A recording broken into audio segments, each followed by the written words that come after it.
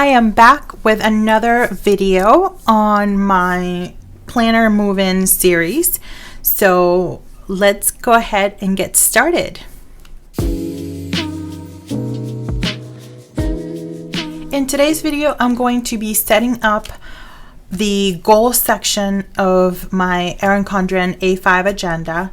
Now this is known as the goal section, but it's also known as the 12 boxes. So I really call it the 12 boxes because you can really use it for so many different things. And that is the purpose of this video, is not only to set this up for my planner, but also to share with you some of the different ways that you can use and maximize these boxes in your planner. So I actually have some examples of ways that you can set up these pages in your planner. This is in a colorful Erin Condren agenda, the mid-century circles agenda that I had been using earlier this year. And I made some copies of these pages and did a few different mock-ups, and I share these on Instagram. But I'm also going to be setting it up a little bit differently this time. However, here are some great ideas on how you can set up these pages. So the first one is through memories. So if you're someone who likes to keep your memories, or maybe call out a highlight for the month, you can certainly do that. The other way that I was actually thinking about setting this one up was by zone cleaning or different areas of your home. So you can set up what are the different areas that you would clean each time that you would clean that specific zone. The other way is using it as a wellness tracker with any specific metrics that you might want to measure, or even like bills, for example, or any special events that would require some expenses to budget for. So for example, in this layout, I have some irregular bills, or also called sinking funds, and then some important dates here too. And this one is more of a goal tracker, so broken down by quarter. So if you have a 12-month planner, of course, you can have Q1, 2, 3, and 4. Or if you have a 6-month planner, like the daily one, then you can keep track of the 2 quarters at a time. Here with what the goal is, and then how did you do towards this goal. So this is sort of a similar way on how I am going to set mine up, but I will go ahead and show you. The other way is to use it as a social tracker. So if you're a content creator or you're on social media and you're wanting to track your performance overall, you can use these pages for that. If you are a reader or you're trying to increase your reading frequency or the books that you're reading, you can use it for a reading goal or a reading tracker. And then in this example, this is the last one, which is just any important dates that you want to call out. So there's a great different ways, and I almost wish that I had more of these pages in my planners, because I could literally just plan these pages with each of these at a time. But unfortunately, I do have to pick one. So I'm going to go ahead and get started with that. So hopefully that gave you some ideas on how you can set up these pages. Let me know if you have any questions in the comments below, and I'd be happy to help you out with any of that. Okay, so how am I setting up these pages? Well, I'm sort of taking the goal concept example that I shared with you, but just taking it a little bit of a step further to set up a goal. So throughout the year, what I like to do is think about what are some of those major goals. And these come to mind because I recently went through my goal setting process with my Moxie Life, but I really just wanted to just call out some big goals that at the end of the year, I want to look back and say, great, I accomplished these goals. So some of them are, pretty straightforward.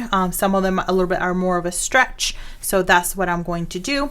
This little 12 box kit is from my shop. Hopefully I'll have it listed soon, but I created this for the Flora collection, since that's the one that I'm using. So let's go ahead and get this one all set up.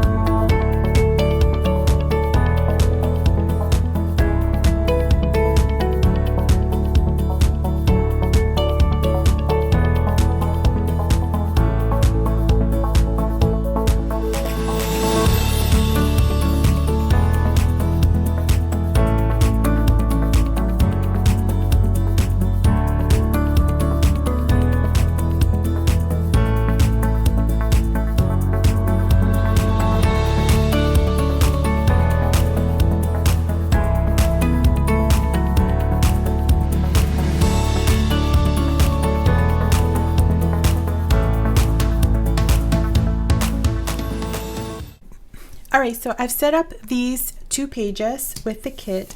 I still have the stars, and I was thinking of using these when I accomplish the goal or I finish the goal.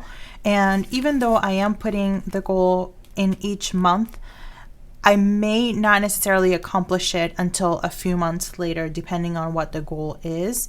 But I can always go back and just kind of see it at a glance and then just update it whenever the goal does get accomplished. But I will put the goal around the time frame that I specifically think that's going to happen. So for example, one goal might be to take a summer vacation. Well, a summer vacation might be in July, or it could be in August. I'm not 100% sure. It could even be in May, to a certain degree, depending on when Steven and I can get some time off together.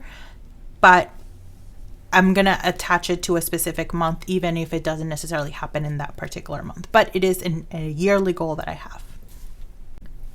The other reason why I tweaked the goal layout that I had originally recommended or had come up with was because I wanted to have specific action steps included that I could do whether in that month or even beforehand, so that I would know what I needed to do to ensure that I accomplished that goal.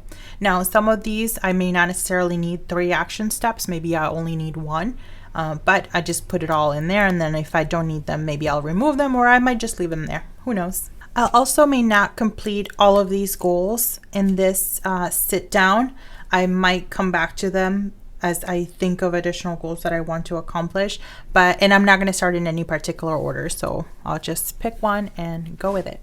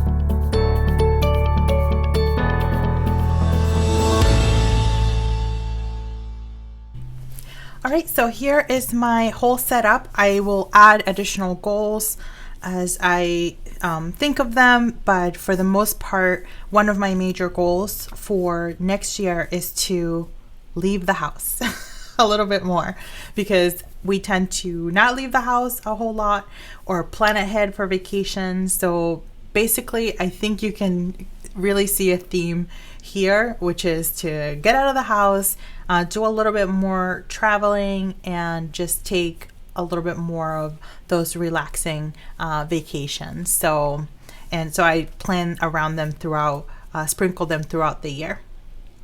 So again, I'll add more as I determine what's really most important or where my focus should be for that particular month. So for example, I think like January, one of my main goals, although I'm not going to write it down now, but one of my main goals will be to get organized, get all of the paperwork organized in preparation for tax season, because definitely not my favorite part.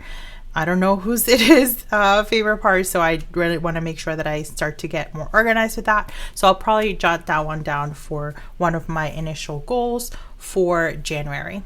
So I will go ahead and wrap it up for this specific setup. I will come back with another video as I plan the month of January and also the first week, which is really coming up soon.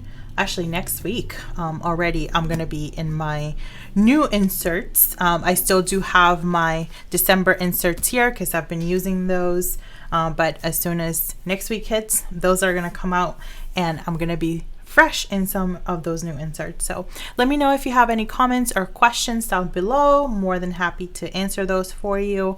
Thank you so much for watching this video, and as always, friends, I will see you in the next video. Happy planning!